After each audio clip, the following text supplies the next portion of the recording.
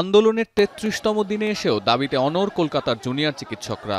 স্বাস্থ্য ভবনের সামনে অবস্থান ধর্মঘট গড়িয়েছে চতুর্থ দিনে। বসানো হয়েছে ফুড ক্যাম্প।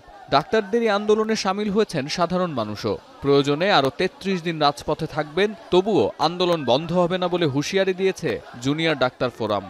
সমস্ত জনগণের কাছে স্পষ্ট, কিন্তু যদি আমাদের প্রশাসন না মানতে চান তাহলে আমাদেরকে পথে নামতে হয়েছে। তাই আমরা আজকে বলছি উই ওয়ান্ট জাস্টিস। রাজ্য সরকারের সাথে আলোচনার মাধ্যমে কোনো সমঝোতায় পৌঁছাতে ব্যর্থ হওয়ার পর অচলাবস্থা এড়াতে রাষ্ট্রপতি দ্রৌপদী মুর্মুর কাছে চিঠিও দিয়েছেন আন্দোলনকারীরা। তবে রাষ্ট্রপতি ভবন থেকে এ বিষয়ে এখনো পর্যন্ত কোনো বিবৃতি দেওয়া হয়নি। এর আগে বৃহস্পতিবার ৫ দফা দাবি নিয়ে নবান্নে মুখ্যমন্ত্রী মমতার সাথে বৈঠক করতে সম্মত হয় আন্দোলনকারীদের প্রতিনিধি দল। বৈঠকটি সরাসরি সম্প্রচারের দাবি জানালেও সে শর্তে রাজি হয়নি রাজ্য সরকার। ২ ঘণ্টার স্নায়ুযুদ্ধ শেষে বৈঠক না করে সংবাদ সম্মেলন করেন মমতা। মানুষ চাইলে মুখ্যমন্ত্রীর পদ ছেড়ে দেবেন এমন চাঞ্চল্যকর মন্তব্য করে বসেন তিনি, যদিও এতে হিতে বিপরীত হয়েছে। রাজপথ ছাড়ার বদলে আরও জোরদার কর্মসূচির জন্য প্রস্তুতি নিচ্ছেন আন্দোলনকারীরা। আর মমতার এমন বক্তব্য হাস্যকর বলে দাবি করেছেন বিজেপি নেতারা।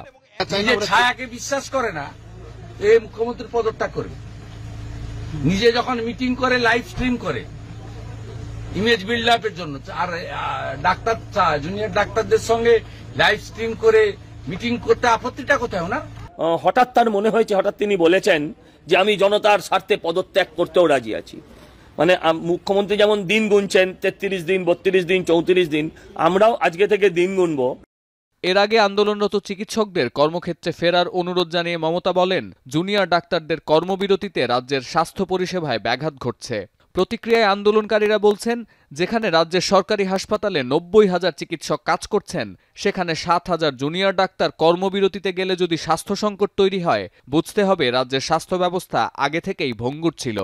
পরপর প্রিভিয়াস ইয়ার্সগুলো দেখেন, একই মাসে কতজন পশ্চিমবঙ্গের সরকারি হাসপাতালগুলোতে মারা গেছে। দেখা যাবে ২০২৪-এর থেকে বিগত সব বছরগুলোতে বেশি সংখ্যায় কিন্তু মানুষ মারা গেছে। অন্যদিকে আরজিকর ইস্যুতে শুরু হওয়া তদন্তে একের পর এক ধাক্কা খাচ্ছেন মেডিকেল কলেজের সাবেক অধ্যক্ষ সন্দীপ ঘোষ। এবার সন্দীপ ঘোষের আত্মীয়ের ফ্ল্যাট থেকে মিলল পরীক্ষার উত্তরপত্রের কপি। এর আগে অধ্যক্ষের বাড়ি থেকে একাধিক জমি ও বাড়ির দলিল উদ্ধার করে ভারতের অর্থনৈতিক গোয়েন্দা সংস্থা ইডি। সতীর্থ কর্মকার, এখন বিশ্ব। কালার এক্সপার্ট, জর্জ স্যাপ এবং মাইল্ড অন হ্যান্ডস টেকনোলজি সমৃদ্ধ অরিক্স ক্রিস্টাল ওয়াশ, আপনার লন্ড্রি এক্সপার্ট।